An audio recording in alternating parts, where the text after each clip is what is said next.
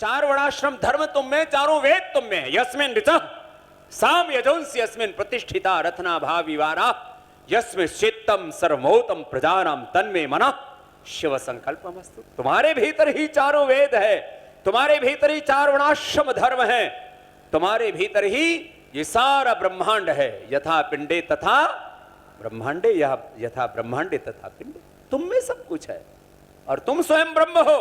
तत्त्वमसि श्वेत के तो प्रज्ञानम ब्रह्म अयम आत्मा ब्रह्म शिवोहम शिवोहम अहम ब्रह्मास्मि। तुम स्वयं ब्रह्म हो, कहां ब्रह्म में जी रहे हो।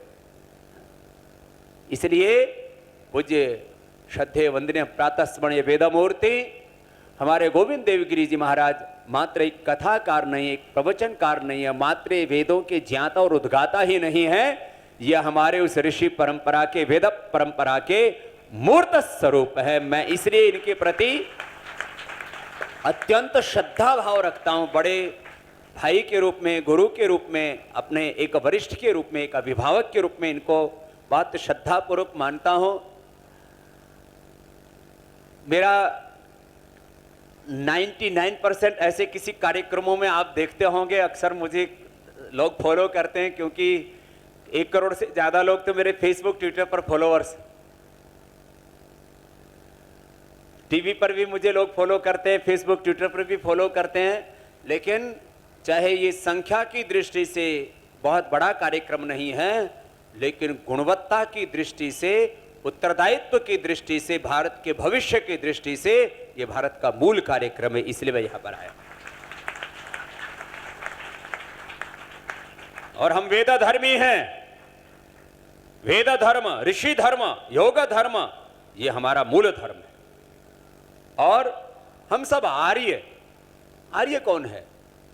जिसमें ऋजुता है, जिसमें पवित्रता है, जिसमें श्रेष्ठता है, वो आर्य। आपने रामायण का सीरियल भी देखा, रामायण थोड़ी बहुत, कि पूज्य महाराज श्री से वाल्मीकि रामायण से लेकर के और गोस्वामी तुलसीदास की रामायण और सब सुना है। तो भगवान राम को क्या बोलते हैं? आर्यपुत्र बोलते हैं। हम आर्यपुत्र हैं, हम अपने श्रेष्ठ पूर्वजों की संतति हैं, हम सब ऋषियों के वंशधर हैं। यह हमारी मूल पहचान है।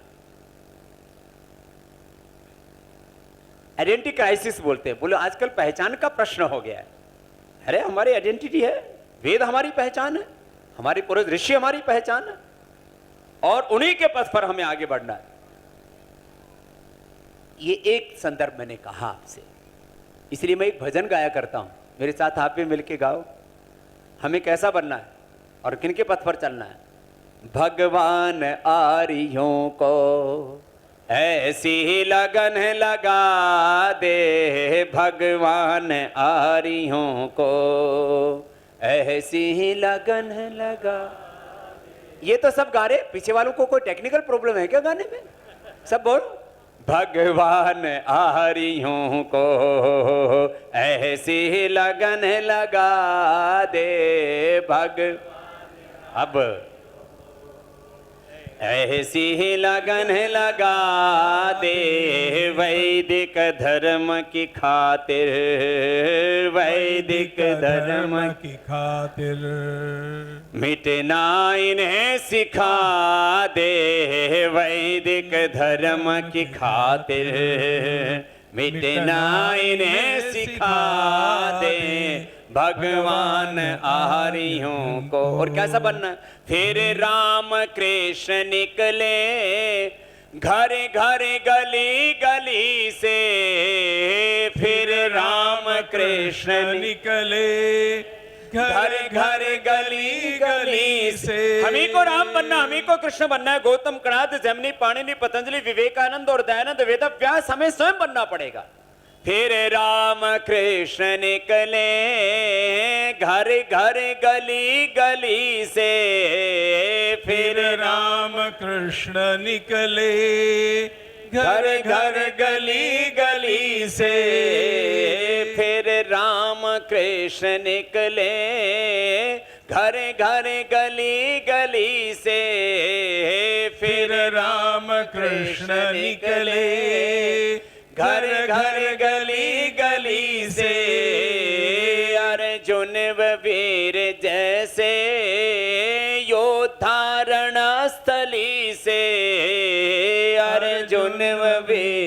जैसे योद्धारण स्थली से। हमको अपने पूर्वजों पर गौरव, इसको ना लोग ना तो इस बारे में अपने बड़े सिखाते हैं, ना हम खुद अपने आप को उनके साथ एसोसिएट कर पाते हैं। इसलिए दूसरे दूसरे आदर्श हमारे घरों में आ जाते हैं। हमारे घरों में चित्र किसके मिलते हैं आजकल? कुछ तो वो बॉडी बिल्डर्स आजकल के यंगस्टर्स लगा के ले आते हैं, मसल्स वाले। इधर उधर के कुछ टोले सोले वाले, कुछ एक्टर एक्ट्रेस के, कुछ और इधर उधर के। हमारे घरों में चित्र भी भगवान राम के, कृष्ण के, हनुमान जी के, गौतम कणाद, जैमिनी, पाणिनि, पतंजलि के, महर्षि वेदव्यास जी के, चंद्रशेखर, राजगुरु, सुखदेव, भगत सिंह के होने चाहिए। और अपने बच्चों को सिखाना चाहिए, हम इन्हीं की संतान, हमें ऐसे ही होना है। अपने ऋषि ऋषिकाओं, वीर वीरांगनाओं के चित्र भी होने चाहिए और उन जैसा हमारा चरित्र होना चाहिए। अपने बच्चों को सिखाइए आप। हम लोग अपने से दूर हटते जा रहे हैं। हम प्रॉस्पेरिटी का विरोध नहीं करते हैं, प्रॉस्पेरिटी खूब पानी चाहिए। दरिद्रता हमारे धर्म में उसका स्थान ही नहीं है। यह तो बोधन श्रेयसा सिद्धि सा धर्म। हमारे जीवन में एक तरफ आध्यात्मिक नैतिक उच्च मूल्यों की पराकाष्ठा होनी चाहिए और दूसरी तरफ हमारे जीवन में प्रॉस्पेरिटी होनी चाहिए, सफलता का हम शिखर आरोहण पाए। हमें इन विदेशी लोगों की अट्टालिकाएं, उनके ये गगनचुंबी उनकी इमारतें, उनके हजारों लाखों बिलियन मिलियन ट्रिलियंस के ये ऐश्वर्य, ये हमको ना चिढ़ा पाए। हम क्यों उनसे पीछे रह जाएं? हमें भौतिक रूप से खूब आगे बढ़ना है, आर्थिक रूप से खूब आगे बढ़ना है, सामाजिक राजनीतिक रूप से भी हमें प्रगति के शिखर छूने, हर क्षेत्र में हम अग्रणी बने। इसलिए तो अग्निमीळे पुरोहितम मैंने प्रथम मंत्र का, अग्नि का अर्थ ही है जो सदा अग्रणी रहे, ज्ञान में, गति में, प्रगति में और उपलब्धियों में जो अग्रणी रहता है वो अग्नि का उपासक, और वो अग्नि उपासक हम लोग हैं। ऋग्वेद का प्रथम मंत्र वहां से शुरू होता है। हमें सब क्षेत्रों में अग्रणी भूमिका निभानी है। सामाजिक, आर्थिक, राजनीतिक, आध्यात्मिक दृष्टि से भारत विश्व का नेतृत्व करे और इसके लिए हमें एक बड़ी भूमिका निभानी है। और मैं आज आपसे एक बात कह रहा हूं, देखो आप लोगों ने कुछ ने द्वितीय विश्व युद्ध देखा है। आप में से ऐसे उम्रदराज लोग हैं, खास करके हमारे जो है मेरे दाएं बाएं बैठे हुए कुछ लोगों ने तो जरूर देखा। इन्होंने तो उस समय, ये छोटे बच्चे ही थे, 1944 का द्वितीय विश्व युद्ध के करीब पैदा हुए हैं। कितने, सेकेंड वर्ल्ड वार, कितने साल के होंगे उस समय आप? हाँ, तो उस समय ये 7-8 साल के थे उस समय ये पैदा हुए थे। द्वितीय विश्व युद्ध के बाद में एक बात की ओर संकेत करने के लिए आपको ये बात कह रहा हूं। द्वितीय विश्व युद्ध के बाद जर्मनी बर्बाद हो गया, पूरा यूरोप जो है उसकी गति ठहर गई, ब्रिटेन भी दिवालिया हो चुका था, बैंक करप्ट हो चुका था, और अमेरिका जो है वो लीड ले चुका था। और उसी समय से महाराज अमेरिका ने, चाहे वो वर्ल्ड बैंक है चाहे IMF है, उसी समय से अब इसने अपनी वीटो, UNO उसने बना लिया, वर्ल्ड बैंक बना लिया, फिर जो है IMF बना लिया। पूरे विश्व की किसी भी देश की करेंसी की कीमत क्या होगी ये अमेरिका तय करता है, और इसके लिए उसके पास वीटो पावर है। पिछले दिनों आपने देखा होगा जब पूरे दुनिया के अंदर रिसेशन का जाप किया जा रहा था, उस समय उसके डॉलर का मतलब कोई कीमत नहीं थी, फिर भी उसने, और पहले ये कहा जाता था कि भाई किसी देश को अपनी करेंसी को मेंटेन करना है तो उसके लिए गोल्ड रिजर्व होना चाहिए। सारे कानून उसने ताक पर रख दिए और खूब उसने नोट छापे, और आज भी उसकी कीमत, हमारा जब देश आजाद हुआ तो उस समय करीब करीब डॉलर और रुपए तो बराबर था, पाउंड थोड़ा सा ज्यादा था, 2 रुपए, उसकी एक की बजाय 2 कीमत थी। माने 2 रुपए देकर के एक हम पाउंड ले सकते थे, और एक के बराबर एक माने डॉलर और रुपया बराबर था। ये आज से खाली 70 साल पहले की मैं बात कर रहा हूं। फिर आज क्या हो गया भाई? आज 1 के बराबर कितनी कीमत है? 71। माने वो 70 गुना ज्यादा तो खाली मैनिपुलेशन करके आगे बढ़ गए। IMF उन्होंने ले लिया, वर्ल्ड बैंक उन्होंने ले लिया, यूएनओ उन्होंने ले लिया, WTO उन्होंने ले लिया, जो है और WHO उन्होंने ले लिया। विश्व की बड़ी बड़ी संस्थाएं खुद बना करके बैठ गया मात्र पिछले 50-60 सालों में, मात्र पिछले 50-60 सालों में। मैं भी कोरिया गया महाराज, उस वहां एक तरह से भूखमरी थी। कोई पॉलिटिकल, सोशल, स्पिरिचुअल लीडरशिप वहां पर नहीं थी, कोई एजुकेशन नहीं था, कोई रिसर्च सेंटर नहीं था वहां पर। बड़ा यूनिवर्सिटी तो बात करो, प्राइमरी एजुकेशन भी ना के बराबर था। आज से मात्र 40 साल पहले कोरिया की बात कर रहा हूं। और द्वितीय विश्व युद्ध के बाद एक तरफ से रशिया घुसा है, दूसरी तरफ से अमेरिका घुस गया समुद्र तट से, और उधर जिधर से रशिया घुसा उसका नाम आज नॉर्थ कोरिया है जहां किम जोंग है, और इधर साउथ कोरिया जिधर से अमेरिका घुसा था। अमेरिका जो है जिधर से घुसा वो नॉर्थ साउथ कोरिया कैपिटलिस्ट हो गया, जहां की हुंडई, LG और सैमसंग ब्रांड आप लोग कोई ना कोई घरों में यूज करते होंगे। 40% बजट उस देश का, टैक्स उस देश का इन 3 कंपनियों से मिलता है, और इसको बढ़ाया उन्होंने मात्र 40 सालों में।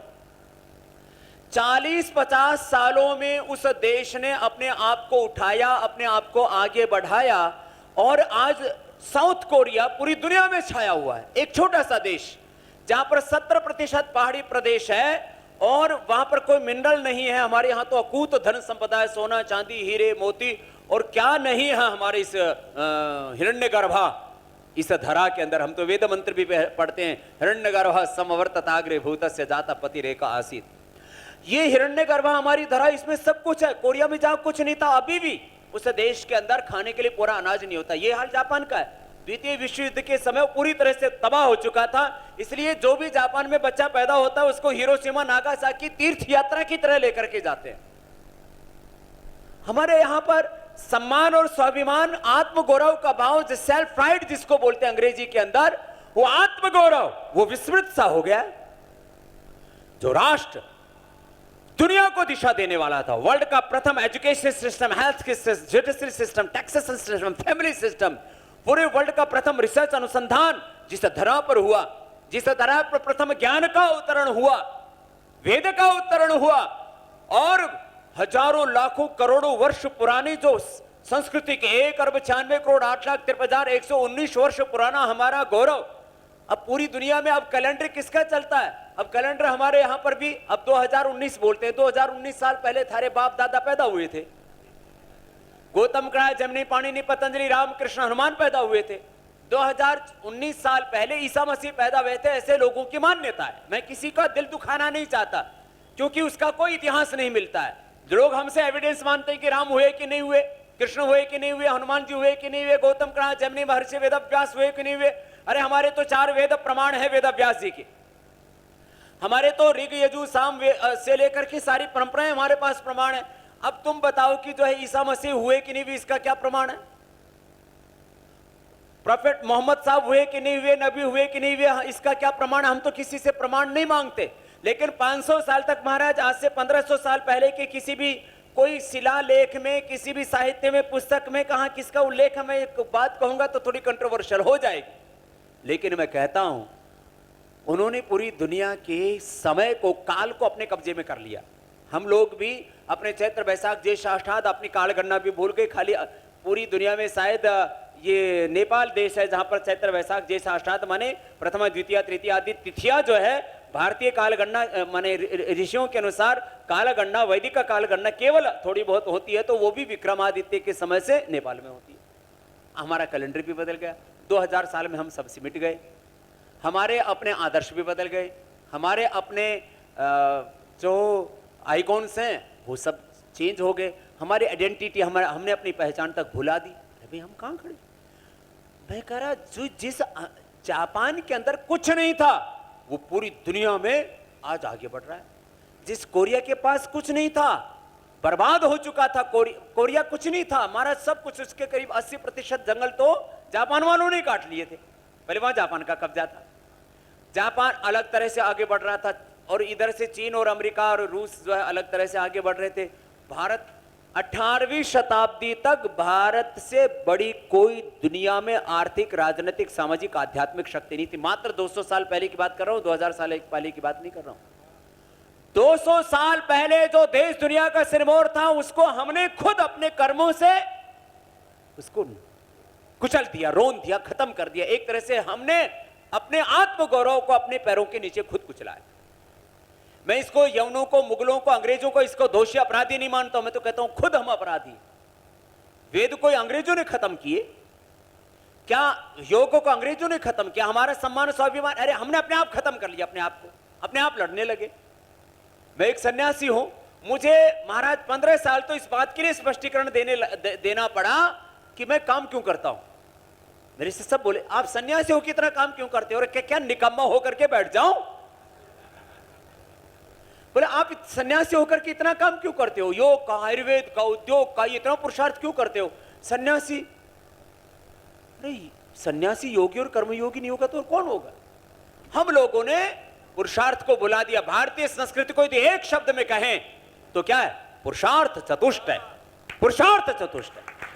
धर्म, अर्थ, काम, मोक्ष, ये चतुर्वेद, ये अभी जो मैं कह रहा था, पंच महायज्ञ, 16 संस्कार, ये पंचदेव उपासना जो आपको सारा पाठ्यक्रम मुझे दिखाया महाराष्ट्र ने, जो इनके लिए वैदिकों के लिए जो पूरा पाठ्यक्रम बताया गया है, पंच महायज्ञ, ये 16 संस्कार, पंचदेव उपासना, और ये सारा हमारा कर्मकांड, ये सारी हमारी संस्कृति, हमारी वेद परंपरा, इसका मूल आधार क्या है? पुरुषार्थ। और आज मैं आपके सामने बैठा हूं और जीवन में जो भी कुछ उपलब्ध किया, किससे उपलब्ध किया? बोलो, पुरुषार्थ। आप मनुष्य बने हो तो किससे बने हो? पुरुषार्थ से। आप मनुष्य हो, आप दूसरी योनि में नहीं गए, पुरुषार्थ किया आपने, इसलिए आप मनुष्य बने हो। प्रमाद करोगे तो असुर योनि में जाओगे। दो ही शब्द हैं, नीचे गिरने के लिए प्रमाद और ऊपर उठने के लिए वेद का मंत्र, उद्यानम ते पुरुष नावयानम। है मनुष्य, तू ऊंचा उठने के लिए बनाया तुझे, नीचा गिरने के लिए नहीं। ऊंचा उठ, पुरुषार्थ कर, श्रम कर, और तेरी कर्म की ध्वनि इतनी सशक्त होनी चाहिए कि पूरी दुनिया में गूंज जाए। मेरे साथ एक मंत्र बोलो वेद का, स्वेन क्रतुना संवदेता। ये वेद का उपदेश है। स्वेन क्रतुना, अपने कर्म से, संवदेता, बोलो। तुम्हारे कर की ध्वनि इतनी सशक्त होनी चाहिए कि पूरी दुनिया वेद का अनुसरण करे। ऐसा हमें जीवन जीना है। तो मैं आपसे कह रहा था, आज आप यहां खाली वेद विद्यालय के इस नवीन परिसर के उद्घाटन पर, इस वेद विद्या के अनुष्ठान के इस अवसर पर मात्र सहभागी होने के लिए ही नहीं आए हो। आपके भीतर ये गौरव होना चाहिए, हम वैदिकों की संतान हैं, हम वैदिक हैं, हम ऋषियों की संतान हैं, और उन्हीं ऋषियों जैसा हमें जीवन जीना है। जैसे कोई राजवंश में पैदा होता था तो उसको बचपन से सिखाया जाता था, तो राजकुमार है, तुझे इस साम्राज्य को आगे बढ़ाना है, और उसको वैसी शिक्षा दीक्षा दी जाती थी। सुबह से शाम तक उसके ब्रेन की प्रोग्रामिंग वैसे की जाती थी, तुम राजकुमार है, तो ये इस साम्राज्य को संभालना है। और हजारों हजारों साल हमारे यहां पर ऐसे साम्राज्य चलते रहे, उनको वैसी शिक्षा दीक्षा दी जाती। तो मैं आज आपसे एक मंत्र देने आया हूं, जो वेद मंत्र तो मैंने आपको सुनाए और सुना दूंगा, लेकिन एक मंत्र ये देने आया हूं। सुबह उठते ही आपके हृदय में एक विचार उठना चाहिए, मैं ईश्वर की संतान हूं, मैं ऋषियों की संतान हूं, मैं भारत माता की संतान हूं, और मुझे उसी के अनुरूप आचरण करना। ये विचार आपके भीतर, ये आपके ब्रेन की प्रोग्रामिंग होनी चाहिए। आतंकवादियों की ब्रेन की प्रोग्रामिंग में ऐसे कर देते महाराज, खुद को उड़ा देते हैं, फिदाई नहीं बन जाते। आतंकवादियों के ब्रेन की प्रोग्रामिंग अलग होती है, पॉलिटिक्स वालों के ब्रेन की प्रोग्रामिंग अलग होती है। हे भगवान, इन राजनेताओं को सबको दे भगवान सद्ज्ञान। मैं आप सबके लिए बोल रहा हूं। एक पॉलिटिकल आदमी के ब्रेन की प्रोग्रामिंग अलग होती है, एक मीडिया वाले के ब्रेन की प्रोग्रामिंग अलग होती है। बिजनेस में भी जो डिफरेंट बिजनेस हैं, एग्रीकल्चर, इंडस्ट्री, मैन्युफैक्चरिंग, फिर जो है ट्रेडिंग, जो जिस बिजनेस को कर रहा है उसके ब्रेन की प्रोग्रामिंग अलग होती है। ये जो वेद पाठी बैठे हैं, इनके ब्रेन की प्रोग्रामिंग अलग है। मैं तुम्हारे सामने बैठा हूं, मेरे ब्रेन की प्रोग्रामिंग गुरुकुल से हुई है, वो अलग है। मैं चाहता हूं सबके ब्रेन की प्रोग्रामिंग कम से कम यहां से तो शुरू होनी चाहिए। ये वाक्य जब बच्चा पैदा होता है ना तो एक संस्कार होता है, उसको जातकर्म संस्कार बोलते हैं। जब माँ के गर्भ में आता है उसको बोलते हैं गर्भाधान, फिर उसका विकास होता है और उसके अंग प्रत्यंग निकलने लगते हैं तो उसको बोलते हैं पुंसवन, फिर सीमंत होने जब उसके मस्तिष्क का विकास होता है फिर जातकर्म, और पैदा होते ही उसके कान में बोला जाता है ओम वेदोसी। क्या बोलते हैं बोलो? ओम वेदोसी। ये पहला स्वर आपके कान में गूंजता है। फिर से बोलो ओम वेदोसी बोलो। ये जो भी आप आगे से जो भी घर में संतान पैदा हो उसके कान में मंत्र फूकना। पता नहीं अभी तो क्या क्या फूक रखा है तुमने कान में। ये पहला वाक्य पढ़ना चाहिए ओम वेदोसी। तो ओम की, भगवान ओंकार की उपासक है तू, वेद परंपरा को मानने वाला है, ऋषि परंपरा को मानने वाला है। वेद और भारत माता तेरी आराध्या है। ये उसके बचपन में कान में शब्द की भी बहुत बड़ी महिमा है। मैं तुम्हारे सामने बैठा हूं, सारी दुनिया का प्रलोभन मेरे सामने आए तो भी मैं अपने वेद धर्म और अपने राष्ट्र धर्म को नहीं छोड़ सकता। ये ब्रेन की प्रोग्रामिंग की महिमा है।